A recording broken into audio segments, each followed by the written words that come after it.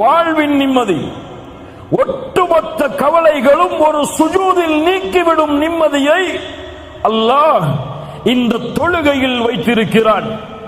அல்லாஹ் கூறுகிறான் சூரத்து தாஹா 124 125வது வசனங்கள், وَمَنْ أَعْرَضَ عَنْ ذِكْرِي فَإِنَّ لَهُ مَعِيشَةً ضَنْكًا. அல்லாஹு அக்பர், அல்லாஹு அக்பர். குர்ஆன் பேசுகிறது, கேளுங்கள். وَمَنْ أَعْرَضَ عَنْ ذِكْرِي, என் நினைவிலிருந்து யார் தூரமாகிறானோ فَإِنَّ لَهُ مَعِيشَةً ضَنْكًا, அவனுக்கு நெருக்கடியான வாழ்வை நாம் ஏற்படுத்துவோம். கோடிகள் இருக்கும், ஆனால் நெருக்கடி இருக்கும். லட்சங்கள் குமையும், நெருக்கடி இருக்கும். நெருக்கடியான வாழ்வை ஏற்படுத்துவோம். ஏன்? என் நினைவில் இருந்து அவன் தூரமானால். ஜும்ஹூர் அஹ்லு தஃப்ஸீர், தஃப்ஸீர் கலையுடைய விரிவுரையாளர்கள் எல்லோரும் சொல்கிறார்கள் சேர்ந்து, அல்லாஹ்வின் நினைவு என்று அல்லாஹ் குர்ஆனிலே குறிப்பிடுவது அஸ்ஸலாஹ். தொழுகையிலிருந்து தூரமானால் இந்த உலகம் நெருக்கடியாகும், பிரச்சனைகள் நெருக்கடியாகும், குடும்பத்தில் நிம்மதி இருக்காது, தொழிலில் நிம்மதி இருக்காது, கல்வியில் நிம்மதி இருக்காது. எதை தொட்டாலும் சோதனையில் முடியும். தொழுகையை அவன் சரியான முறையில் நிறைவேற்றவில்லை என்றால், ஃபஜ்ருடைய தொழுகையை தொழாமல் அவன் காலையில் விழித்தால் அந்த தினம் முழுவதும் அவனுக்கு சோதனை தான். கெட்ட நாள் நல்ல நாள் இஸ்லாமில் கிடையாதா? உண்டா இல்லையா? கெட்ட நாள் நல்ல நாள் இஸ்லாம் இருக்கா? கிடையாது. ஆனால் இருக்கிறது.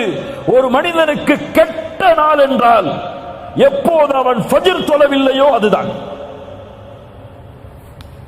அல்லாஹ்வுடைய தூதர் ஸல்லல்லாஹு அலைஹி வஸல்லம் சொன்னார்கள், இரவில் தூங்கும் பொழுது ஷைத்தான் 3 முடிச்சுகளை போடுகிறான். எத்தனை முடிச்சுதா? எத்தனை முடிச்சு? 3 முடிச்சுகளை போடுகிறான். ஒவ்வொரு முடிச்சை போடும் பொழுதும் சொல்லுகிறான், இரவு தூரமானது, இரவு தூரமானது, தூங்கு, நிம்மதியோடு உறங்கு என்று சொல்லுகிறான். அல்லாஹ்வுடைய தூதர் ஸல்லல்லாஹு அலைஹி வஸல்லம் சொன்னார்கள், எப்போது அவன் எழுந்து அல்லாஹ்வை நினைவு கூறுகிறானோ அப்போது ஒரு முடிச்சு அவிழ்கிறது. எப்போது உது செய்கிறானோ 2வது முடிச்சு அவிழ்கிறது. எப்போது தொழுகிறானோ 3வது முடிச்சாக அவிழ்கிறது.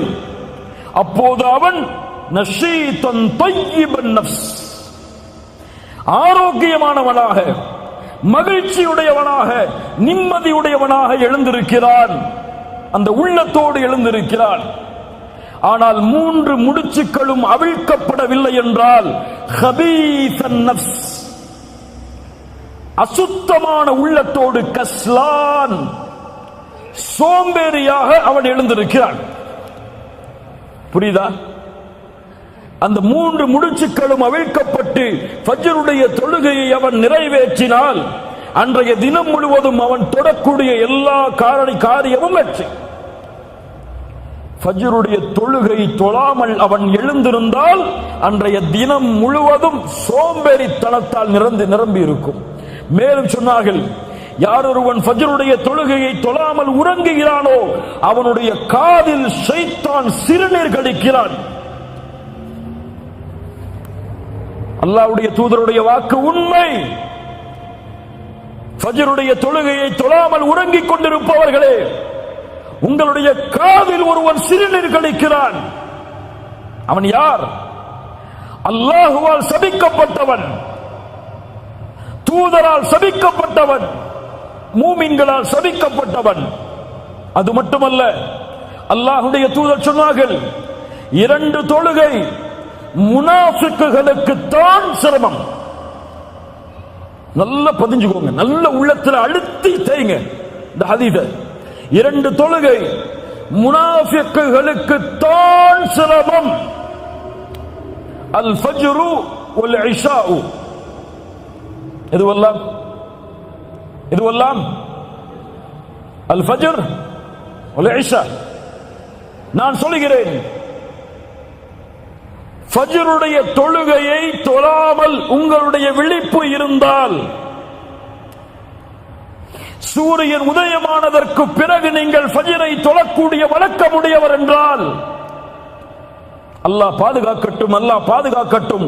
நாம் முனாஃபிக் என்பதில் சந்தேகமே கிடையாது. நீங்க முஃமின் நினைச்சுக்கோங்க, அல்லது ஜமாத்து தலைவர் நினைச்சுக்கோங்க, அல்லது ஒரு இயக்கத்துடைய தலைவர் நினைச்சுக்கோங்க, அல்லது முஸ்லிம்களுடைய தலைவர் நினைச்சுக்கோங்க. என்னுடைய ஈமான் எல்லாம் இன்று மௌத்தானா சொர்க்கம் ஜன்னத்துல் ஃபிர்தௌஸுடைய உயர்ந்த இடம் என்றெல்லாம் கற்பனை செய்து கொள்ளுங்கள்.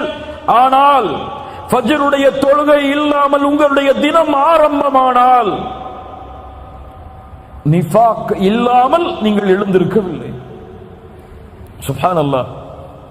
அல்லாஹ் ரப்புல் ஆலமீன் நம்மை பாதுகாப்பானாக. ஃபഖலஃப மின் பஅதிஹிம் கல்ஃபுன் அதாஉஸ் ஸலாத். பின்னால் வரக்கூடிய மக்கள் தொழுகையை பாழாக்குவார்கள். ஒன்று சொல்லவா, 5 நேர தொழுகையை ஒருவன் தொழுதாலும் அவன் நரகம் செல்லுவான். 5 நேர தொழுகையை தொழுதாலும் எங்கே செல்லுவான்? எங்கே செல்லுவான்? இவன் நரகம் செல்லுவான். யார் அவன்? அதாஉஸ் ஸலாத், தொழுகையை வீணடிப்பான். ஃபஸௌஃப யல்கௌன கய்யா, கய்யா என்ற நரக ஆற்றில் அல்லாஹ் அவர்களை ஒன்று சேர்ப்பான். தொழுகையை பாழாக்குபவர்கள். இப்னு அப்பாஸ் சொன்னார்கள், அக்ஹருஸ் ஸலாத அன் வக்திஹா, தொழுகையை அதனுடைய நேரத்தில் தொழாதவன்.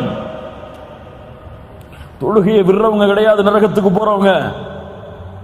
அவங்களுக்கு நரகம், சக்கரண்ட நரகம் ஒதுக்கப்படுகிறது. ஆனால் தொழுகையை தொழுபவனும் நரகம் செல்லுவான். தொழுகையை அதனுடைய நேரத்தில் தொழவில்லை என்றால் குர்ஆன் சொல்லுகிற தீர்ப்பு. காலை 7 மணிக்கு உங்களுக்கு ஃபஜ்ர் வருதுன்னா, மதியம் 6 மணிக்கு உங்களுக்கு முஹர் அஸர் வருதுன்னா, உங்களுக்கு மகரிப் எல்லாம் 8 மணிக்கு, இஷாவெல்லாம் காலையில எழுந்ததுக்கு பிறகுதான் வருகன்னு சொன்னா, நீங்க 5 நேர தொழுகையை தொழுதாலும் இந்த தொழுகையுடைய கூலியாக நீங்கள் எதிர்பார்ப்பது உங்களுக்கு கிடைக்காது. ஃபஸௌஃப யல்கௌன கய்யா, அல்லாஹ் எச்சரிக்கிறான். அவர்களை கய்யா என்ற நரக ஓடையில் அல்லாஹ் சங்கமிக்க வைப்பான். அல்லாஹ் பாதுகாப்பானாக. தொழுகை வாழ்வில் உள்ள எல்லா பிரச்சனைகளையும் நீக்கும். அதனால் தான் அல்லாஹ் கூறுகிறான், யா அய்யுஹல்லதீன ஆமனூ இஸ்தஈனு பிஸ்ஸப்ரி வஸ்ஸலாத் இன்னல்லாஹ மஅஸ் ஸாபிரீன். ஈமான் கொண்டவர்களே, தொழுகையை கொண்டும் பொறுமையை கொண்டும் அல்லாஹ்விடத்திலே உதவி தேடுங்கள். சுப்ஹானல்லாஹ். நோயில் அவதைப்படுகிறீர்களா? எந்த மருத்துவரும் உங்களை ஏற்றுக்கொள்ள தயார் இல்லையா? எல்லோரும் கைவிடுகிறார்களா? இஸ்தஈன் பிஸ்ஸலாத், 2 ரக்அத் உது செய்து தொழுது சுஜூதில் கேளுங்கள், லா மரீத இல்லா ஷஃபைத யா ரப், நீ இல்லாமல் நோயை குணமாக்க முடியாது யா அல்லாஹ். எந்த மருத்துவ உலகமும் என்னை கைவிட்டாலும் நீ நாடினால் இந்த நோயை குணமாக்க முடியும். உன்னை தவிர யாரும் இல்லை இதை குணமாக்குவதற்கு என்று உங்களை ஒப்படையுங்கள். இன்ஷா அல்லாஹ் நீங்கள் சுஜூதில் இருந்து எழுவதற்கு முன்னால் உங்களுடைய நோய் குணமாகும். கடனில் பிரச்சனையா? கோடி கோடி கடன் குவிந்து விட்டதா? வெளியேறுவதற்கு வழி தெரியவில்லையா? இஸ்தஈன் பிஸ்ஸலாத். குழந்தை இல்லையா? இஸ்தஈன் பிஸ்ஸலாத். வீட்டில் மனைவிக்கும் உங்களுக்கும் பிரச்சனையா? இதை தீர்ப்பதற்கு வழி தெரியவில்லையா? இஸ்தஈன் பிஸ்ஸலாத். நிறுவனத்தில் வேலையை விட்டு உங்களை தூக்குகிறார்கள்.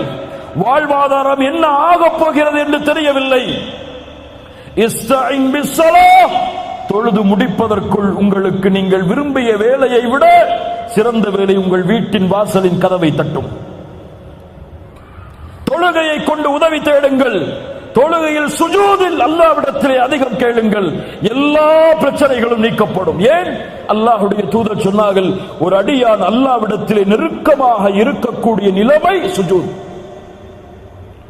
ஃபஅக்ஸிரு ஃபீஹி மினத் துஆ, அதில் துஆவை அதிகப்படுத்துங்கள் என்று அல்லாஹ்வுடைய தூதர் முஹம்மது ரசூலுல்லாஹ் ஸல்லல்லாஹு அலைஹி வஸல்லம் சொன்னார்.